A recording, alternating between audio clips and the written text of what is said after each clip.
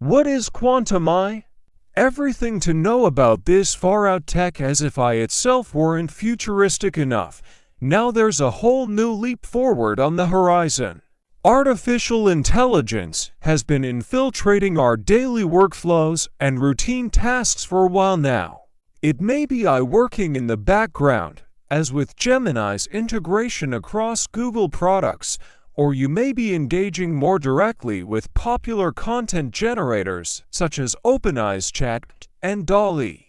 Looming in the not-too-distant future are amped-up virtual assistants. As if AI itself weren't futuristic enough, now there's a whole new leap forward on the horizon, quantum AI. It's a fusion of artificial intelligence with unconventional and still largely experimental quantum computing into a super-fast and highly efficient technology. Quantum computers will be the muscles, while I will be the brains.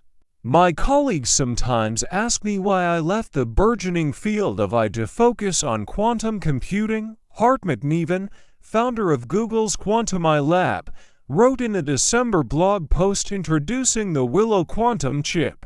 My answer is that both will prove to be the most transformational technologies of our time, but advanced AI will significantly benefit from access to quantum computing. Here's a quick breakdown of the basics to help you better understand quantum AI. What are AI and generative AI? Artificial intelligence is a technology that mimics human decision-making and problem-solving. It's software that can recognize patterns, learn from data, and even understand language enough to interact with us via chatbots, to recommend movies, or to identify faces or things in photos. One powerful type of AI is generative AI, which goes beyond simple data analysis or predictions. Gen AI models create new content based on their training data, like text, images, and sounds.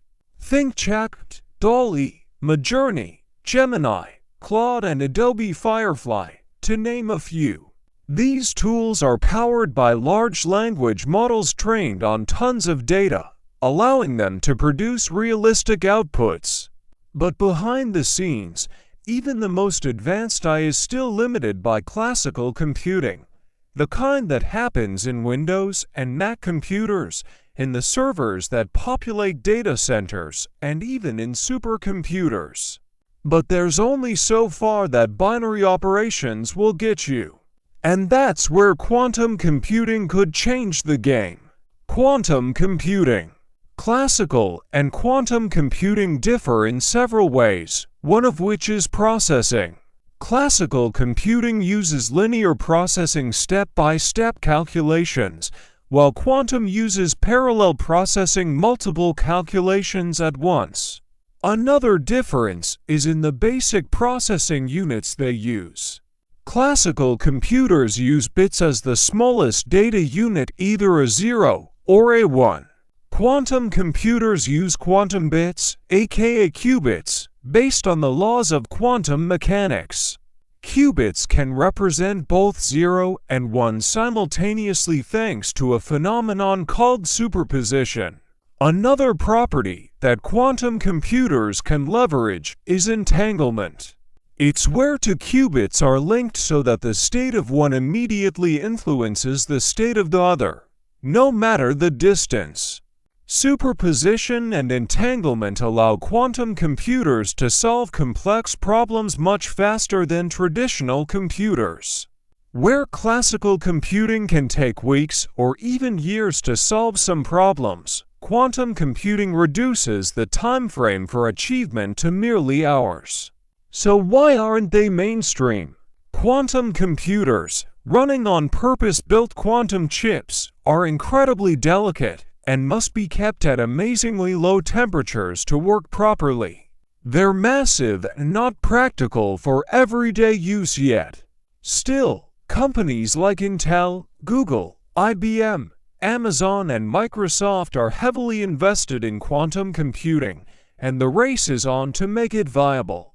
While most companies don't have the funds or specialized teams to support their own quantum computers, cloud-based quantum computing services like Amazon Breakit and Google's Quantum AI could be options. While the potential is enormous, Quantum AI faces challenges like hardware instability and a need for specialized algorithms. However, improvements in error correction and qubit stability are making it more reliable. Current quantum computers, like IBM's Quantum System 2 and Google's Quantum Machinery, can handle some calculations but aren't yet ready to run large-scale AI models. Additionally, quantum computing requires highly controlled environments, so scaling up for widespread use will be a big challenge. That's why most experts believe we're likely years away from fully realized quantum AI. As Lawrence Gassman, president of LDG Tech Advisors, wrote for Forbes at the start of 2024, it is early days for quantum AI, and for many organizations, quantum AI right now might be overkill. The what-if game. Quantum AI is still in the early trial stages, but it's a promising technology. Right now, AI models are limited by the power of classical computers, especially when processing big datasets or running complex simulations. Quantum computing could provide the necessary boost AI needs to process large, complex datasets at ultra-fast speeds. Although the future real-world applications are somewhat speculative, we can assume certain fields would benefit the most from this technological breakthrough, including financial trading, natural language processing, image and speech recognition, healthcare diagnostics, robotics, drug discovery, supply chain logistics, cybersecurity through quantum-resistant cryptography, and traffic management for autonomous vehicles. Here are some other ways that quantum computing could enhance AI. Training large AI models, like LLMs, takes massive amounts of time and computing power. It's one reason AI companies need huge data centers to support their tools. Quantum computing could speed up this process, allowing models to learn faster and more efficiently.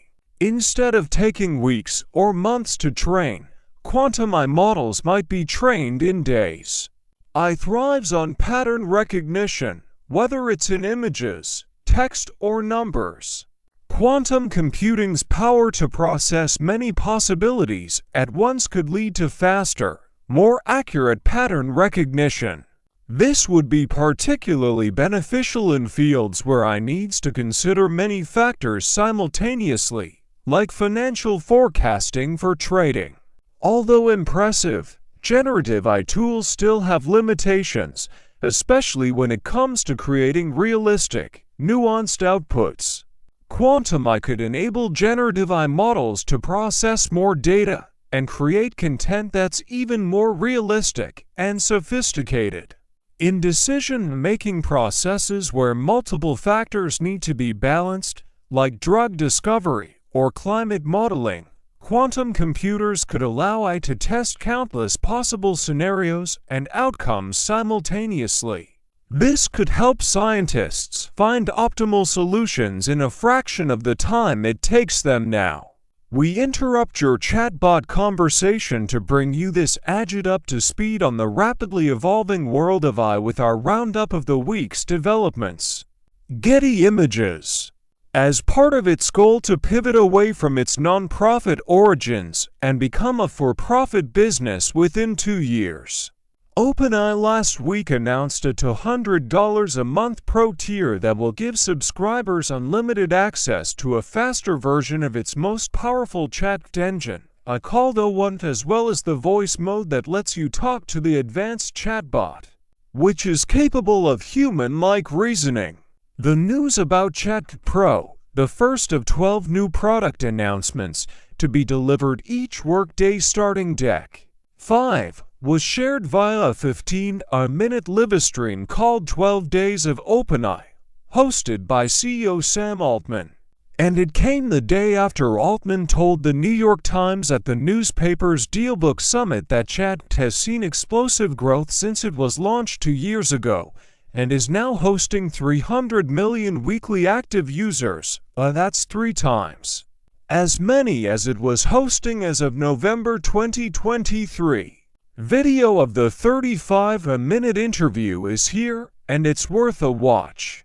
Given Altman's belief that we'll see a general artificial intelligence think Jarvis from the Marvel movies sooner than most people think in a few years, and given his optimism that someone else will figure out how to make sure it doesn't harm humanity, Altman also said he isn't concerned that his OpenAI co-founder Elon Musk, who's now suing the company and has started his own AI company called Shy, might sway the incoming Trump administration in a way that will harm Musk's competitors. Musk, in a revised lawsuit filed in November, is asking the courts to stop OpenAI's transition to a for-profit company. I believe pretty strongly that Elon will do the right thing and that it would be profoundly un-American to use political power to the degree that Elon has it to hurt competitors and advantage his own businesses, Altman said. I'm not that worried about it. But back to the quest to turn into a for-profit company. Days before all this news hit, OpenAI CFO Sarah Friar told the Financial Times that the company is considering adding advertisements to its chatbot as it looks for new ways to make money. Though it doesn't have active plans right now to serve up ads as you prompt chat, Friar told the FT that OpenAI planned to be thoughtful about when and where we implement ads. She also pointed to the ad expertise of OpenAI's top executives, including Chief Product Officer Kevin Weil, who built ad-supported products at Instagram and X. The good news with Kevin Weil at the wheel with product is that he came from Instagram. He knows how this introducing ads works, Friar said in the FT interview. What does this mean for you? I'd say enjoy your ad-free chatbot experience while it lasts, not just with chat but with other currently free AI services as well. As the FT adds, Google and Meta led the way in capitalizing on their massive user bases, that's you and me, with advertising, and OpenAI needs the money. The success of chat led revenue to surge to about $4 billion on an annualized basis, the FT notes. But it adds that the high cost of running data and power-intensive AI systems means OpenAI will spend more than it's taking in and may burn through more than $5 billion of cash. Here are the other doings in AI worth your attention. Google DeepMind's new model is best yet at predicting weather. While death and taxes are among life certainties, something that remains less definite is what the weather will be on any given day, despite the best forecasts of meteorologists. That's why the news that Google DeepMind's latest AI model may be the best yet at predicting the weather, according to the MIT Technology Review, gets a shout-out in this week's Nod to AI for the Public Good. Called GenCast, DeepMind's new model was trained on 40 years of weather data 1979 to 2018, and then generated a forecast for 2019, the MIT review noted.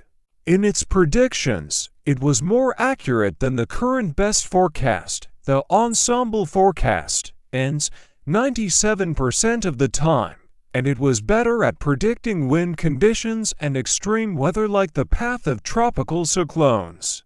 You can learn more about GenCast in an overview published in Nature that explains why knowing whether it'll rain or snow matters. Every day, the overview says, people, governments, and other organizations around the world rely on accurate weather forecasts to make many key decisions, whether to carry an umbrella, when to flee an approaching tropical cyclone, how to plan the use of renewable energy in a power grid, or how to prepare for a heat wave. In other Google news, the company published a blog item recapping the 7 AI-related news announcements it made in November. And though it was interesting to read how people are using Google Lens to find products and comparison shop for holiday presents, the bit that caught my attention is how the company, has expanded its flood forecasting model to cover 100 countries in areas where 700 million people live. Another use case for the public good. Spotify wraps up the year with a Weird podcast. Popular Music, a streaming service. Spotify closes out each year with a wrap-up of the year's most popular songs, artists, and podcasts, based on the content consumed by its more than 250 million subscribers from around the world. It's called Spotify Wrapped, and we learned that Sabrina Carpenter's Espresso was the top song on Apple Music. It was Not Like Us by Kendrick Lamar. CNET's Ty Pendlebury notes. Spotify also sends individual users rundowns of their listening habits for the year. And this year's Data Light Spotify Roundups included a new feature that uses Google's Notebook.my technology to create a Wrapped podcast, in which two iBots discuss your listening habits based on your song preferences and flatter your taste in music, Pendlebury adds. If that sounds a little weird and cringe-inducing, it's because it is, and I'm not the only one who thinks so. Vox calls it a bizarre addition that feels both like listening to a doctor go through your blood work results and a psychic vaguely supposing facts about your life. Forbes called the iPodcast a bad idea and said, listening to a couple of iBots mindlessly spitting out empty observations while mimicking the tempo of human speech is a soul-destroying experience. All that prompted me to ask Google for a list of the most popular songs about screwing up. It sent me to this list of 20 songs about messing up. You're welcome. If you want to hear your personalized podcast and decide for yourself, go to the top menu of Spotify's mobile app and select Wrapped podcast. It's worth noting that it's short, there's no music, and it's simply the two hosts reading your stats, Pendlebury adds. Enjoy!